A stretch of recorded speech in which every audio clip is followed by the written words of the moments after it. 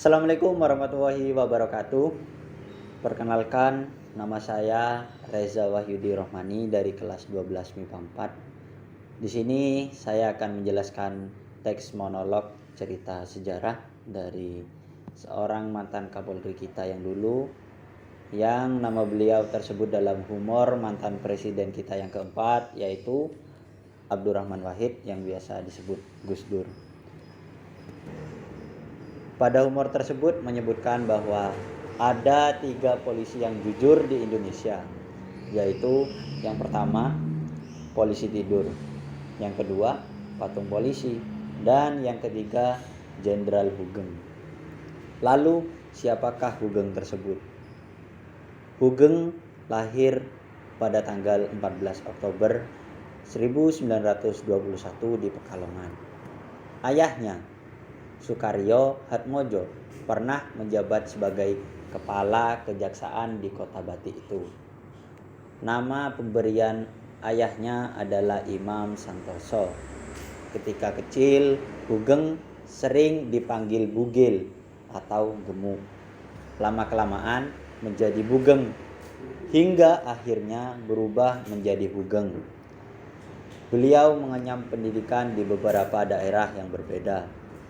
Setelah sekolah HIS dan Mulo di Pekalongan, Hugeng belajar di AMS Yogyakarta.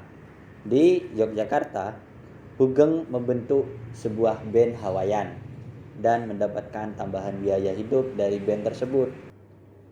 Selepas dari Yogyakarta, Hugeng melanjutkan pendidikan di Rijkshoek School atau Sekolah Tinggi Hukum di Batavia.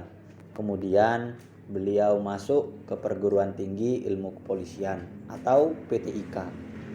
Awal karir sebagai polisi, setelah lulus dari PTIK pada tahun 1952, Hugeng ditempatkan pertama kali di Jawa Timur.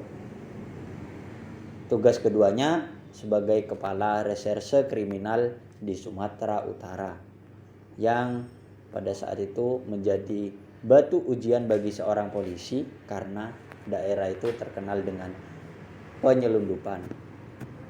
Hugeng disambut secara unik. Rumah pribadi, mobil telah disediakan beberapa cukong judi. Tetapi ia menolaknya dan memilih tinggal di hotel sebelum mendapatkan rumah dinas. Tak henti di situ. Rumah dinas itu kemudian dipenuhi dengan perabotan. Perabotan itu dikeluarkan secara paksa oleh Hugeng dari rumahnya dan ditaruh di pinggir jalan.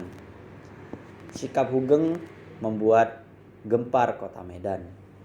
Selepas dari Medan, Hugeng kembali ke Jakarta dan ditugaskan oleh Presiden Soekarno untuk menjadi Direktur Jenderal atau Dirjen Imigrasi. Hugeng meminta istrinya yang bernama Mary untuk menutup toko kembang. Ketika istrinya menanyakan hubungan antara jabatan Dirjen Imigrasi dan toko kembang, Hugeng menjawab singkat.